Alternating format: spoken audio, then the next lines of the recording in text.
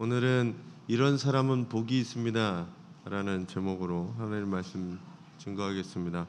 오늘도 복의 근원 되시는 주님 앞에 나와 예배하는 저와 여러분 위에 하나님의 크신 은혜와 축복이 함께 하시기를 간절히 축원합니다. 설 연휴 잘 보내셨어요? 힘들거나 뭐 요즘에는 며느리들이 많이 힘든가요? 뭐 오며 가며 시간들이 긴 시간들이라 이번엔 좀 정체도 있고 그래서 많이 힘드셨을 텐데 위로가 되시기를 바랍니다. 그래도 오래간만에 가족들 만나고 코로나가 조금 한풀 꺾였다고 가족들 만나고 함께 즐거운 시간을 보내셨으리라고 생각합니다. 우리나라는 절을 하면서도 그렇고 이 인사를 지난주 가운데 가장 많이 하셨을 것 같아요. 새해 복 많이 받으세요. 뭐 저희도 와서 인사하는 모든 사람들에게 이렇게 얘기하죠. 새해 복을 많이 받으라고 이야기합니다. 여러분에게도 새해 복 많이 받으시기를 간절히 축원합니다. 네. 복 받는 거 안 좋으세요? 복 받는 거 좋아하시잖아요. 복 가운데 하늘의 복이 여러분 가운데 충만하게 함께 하시기를 간절히 바랍니다. 오늘은 복 얘기를 하려고 해요. 말씀이 오늘 본문이 그 유명한 팔복 말씀이기 때문에 복 얘기를 하려고 합니다. 우리나라 사람이 복을 얼마나 좋아하냐면요, 이곳저곳에 복이라는 글자를 새겨놓고 붙여놓고 그려놓고 그런다는 거죠. 제가 예전에 저는 인천이라 인천에는 짜장면이 유명한 차이나타운이 있습니다. 가보셨어요? 네, 인천의 차이나타운에 가면 짜장면집이 거기서 시작됐다라고 하니까 내가 원조다 막 이렇게 해서 짜장면을 막 팔아요. 뭐 그 중에 한 식당에 갔습니다. 한 식당에 갔는데 거기 보니까 이 복자를 한문으로 썼는데 이거를 이렇게 거꾸로 뒤집어서 붙여놨어요. 복자를. 그래서 아니 저 왜 잘못 붙였지? 그러고 물어봤어요. 아니 복자를 제대로 붙여야지. 모르시는 분들도 아닐 텐데 왜 잘못 붙이셨나요? 라고 물어봤더니 복을 글자를 거꾸로 붙여야 복이 들어와서 거기 쌓인다는 거예요. 그런 얘기 처음 들어보셨어요? 복자를 이렇게 써놓는 것보다 뒤집어 써놔야 그 복이 거기에 쌓인다는 거예요. 그래서 글자를 일부러 뒤집어 놓는다는 거예요. 그 정도로 복자를 좋아합니다. 생활의 필수품에 보면 다 복자를 써놔요. 특히 먹는 거, 숟가락, 젓가락, 식기, 국그릇에 보면 예전에는 복자를 거기다 이렇게 새겨놨습니다. 옷에도 복자를 수놓아서 새겨놓기도 하고 한복 같은 데 보면 이렇게 옷고름 끝에 복자 이렇게 금 모양으로 해서 이렇게 찍어내고 그러잖아요. 그리고 벽에 이불 여기에다가 복자를 옛날에는 저희도 보면 이 비계 양쪽에 복자가 이렇게 쓰여 있기도 하고 수복이라고 얘기하는 복을 받아라 라고 하는 거죠. 그 단어를 새겨넣게 됩니다. 그만큼 복을 좋아하는 거예요. 복을 받고 싶은 거예요. 근데 복이라는 개념이 이런 겁니다. 복은 내가 받고 싶다고 해서 받는 게 아니라 누군가 줘야 되는 거예요. 가서 복 나눠주세요 이런 말 안 하잖아요. 복 받으세요라고 얘기해요. 그럼 복을 누군가는 줘야 된다는 거죠. 이 복자라는 한자를 보면 이렇게 나눕니다. 이렇게 복자가 앞에는 보일 시자고 뒤에는 가득할 복자라고 되어 있어요. 그래서 이 각골 문자에 보면 이렇게 표시됩니다. 보일 시자는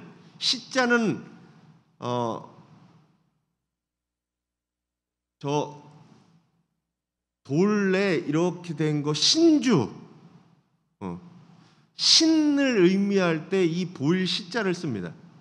제단, 제사, 신주 이런 거가 보일 시자예요. 그래서 제사에 관련된 거, 빌 거, 그리고 신에 관한 거는 볼 시가 다 있습니다. 네. 빌축 보시면 앞에 볼 시가 있어요. 네. 이거 붓으로 씁니다. 이게 뭐냐면 이런 거예요. 돌기둥을 형상화한 것인데 이게 신주와 제단입니다. 고대인들이 이 한문을 만드는 사람들이 신이 재물을 늘리고 재난을 피할 수 있도록 도와준다고 해서 신한테 제사를 지냈는데 이 볼시가 들어간 게 바로 이런 거라는 거죠. 제사를 받아들일 때 쓰는 겁니다. 그래서 한자로 이 볼시자가 쓰는 게 숭배, 축원, 귀신, 제사 드리는 거에 관련된 게 볼시가 쓰게 됩니다. 그래서 귀신 신자, 제사 제자, 제사 사자, 제사 제자, 빌 기자 보면 다 이 볼시가 앞에 들어와 있어요. 그리고 가득할 복은 뭐냐면 옆에 보시면 밑에 보시면 제단이 있고 옆에 이렇게 항아리 모양이 있잖아요. 그래서 항아리에서 제단에 물을 붓는 모양이잖아요. 이게 뭐냐면 복이 이런 겁니다. 술이 담긴 항아리를 제단에 붓는 거예요. 복복자가. 네. 그래서 신에게 제물을 드리고 제사를 드리는 게 그게 뭐냐? 복이라는 겁니다. 이걸 역으로 생각해 보면 이거예요. 내가 드릴 게 없으면 제사를 지낼 수가 없는 거예요. 특히 술이라는 거는 먹고 남아야 술을 빚는 거잖아요. 그러니까 그런 게 없으면 제사를 지내지 못하는 겁니다. 당장 먹고 살 것도 없는데 무슨 제사를 지내요? 그러니까 그게 뭐냐? 복이다라는 거예요.